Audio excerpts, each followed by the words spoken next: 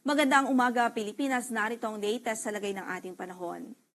Nariyan pa rin ang amihan at umiiral pa rin ito dito sa Hilagang Luzon at kasalukuyan nagdudulot pa rin yan ng mga pag-ulan sa malaking bahagi ho ng Northern Luzon. Based na rin po sa ating latest satellite imagery, makikita pa rin nga po natin, meron pa rin mga stratified clouds dito sa Philippine Sea, sa silangang bahagi ng Northern Luzon at nag-i-indicate ho yan na umiiral pa rin ang amihan dito sa area na ito at dala pa rin ito ang tuyo at malamig na hangin. Samantala sa katimugang bahagi naman ng Luzon, sa Visayas at Mindanao, maaliwalas dyan na rin ang magiging panahon at mababa naman po yung tsansa ng mga widespread na pagbuhos ng ulan. Usually, mga localized thunderstorms lamang ang pwede pong ma-experience ng ating mga kababayan doon. Yung mga localized thunderstorms na ito po yung mga na-experience usually sa hapon at gabi at kadalasan po ay mga panandali ang pagbuhos ng ulan lamang. Wala tayong bagyo na minomonitor ngayon sa loob ng ating area of responsibility and at least in the next 2 to 3 days, wala rin tayong inaasahan. Gayunpaman, patuloy po tayong magantabay sa magiging update ng pag-asa sakaling magkaroon ng significant changes. Samantala para sa magiging pagtayo ng ating panahon sa araw na ito, magiging maulap pa rin ang papawurin at may mga mahihinang pagbuhos ng ulan dito sa Cordillera Administrative Region, sa Cagayan, Isabela, Quirino, Nueva Vizcaya at maging sa lalawigan ng Aurora, dulot pa rin yan ng amihan. Sa natitirang bahagi naman ng Luzon, dito sa Ilocos Region at sa Batanes, asahan natin ang bahagyang maulap hanggang sa maulap na papawurin at tsansa po ng mga pulupulong mahihinang pagbuhos ng ulan dahil din sa northeast monsoon. Pero dito sa Metro Manila, natitirang bahagi pa ng Luzon, dito sa Calabarzon, Mimaropa at maging dito po sa Bicol Region ay may tsansa na po ng mga isolated at localized thunderstorms, especially po sa hapon at gabi.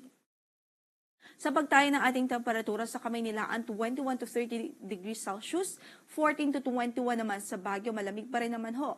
21 to 31 sa Lawag City at 20 to 29 degrees Celsius sa Tuguegarao, 23 to 31 sa Legazpi City at habang sa Tagaytay may kalamigan pa rin ang panahon, from 20 to 29 degrees Celsius naman ang inaasahang maging agwat ng temperatura. Samantala sa Visayas at Mindanao, generally fair weather ang mararanasang panahon liban sa mga localized at mga isolated thunderstorms, especially sa hapon at gabi. Sa Tacloban, 24 to 31 degrees Celsius ang inaasahang magiging agwat ng temperatura. Sa Cebu City, 24 to 32, 23 to 30 naman sa Iloilo, 26 to 31 degrees Celsius po sa Kalayaan Islands, 24 to 31 degrees Celsius sa Puerto Princesa City, sa Zamboanga ay 22 to 35, sa Cagayan de Oro ay 23 to 30 habang 23 to 30 degrees Celsius naman sa Davao City. Para naman sa ating computed heat index kahapon, sa Metro Manila ay nag-range po from 32 to 34 degrees Celsius ang naitalang heat index o init factor kahapon, habang sa Cotabato City, Maguindanao ay umabot po sa 41 degrees Celsius. So yung 34 degrees Celsius at 41 degrees Celsius, pareho po yan nakapaloob dito sa extreme caution level, habang yung 32 degrees Celsius ay nasa caution level. So, meron pa rin po tayong babala po dyan ng pag-iingat po, na mag-ingat po ang ating mga kababayan dahil yung ganitong klaseng init ng panahon, pwede pa rin po yung magdulot ng mga heat stress, heat cramps. So, hanggat maaari po, stay hydrated, uminom po ng 6 hanggang sa 8 baso ng tubig sa araw-araw upang maiwasan po ang dehydration, at as much as possible ay umiwas po muna sa direct exposure sa sunlight dahil medyo maalinsang ang panahon ang inaasahan sa malaking bahagi ng ating bansa.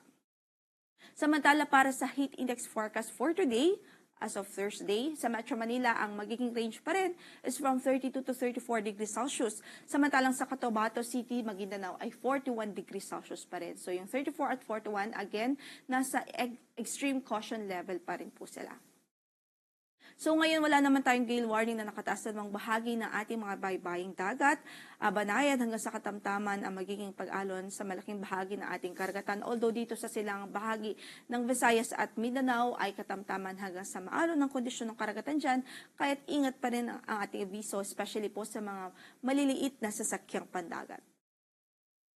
Ang sunrise natin for today is 6:01 in the morning, maya-maya lamang ho yan. At ang sunset natin is 6:07 in the evening. Yan ang latest mula dito sa Pag-asa. Ito po si Lori.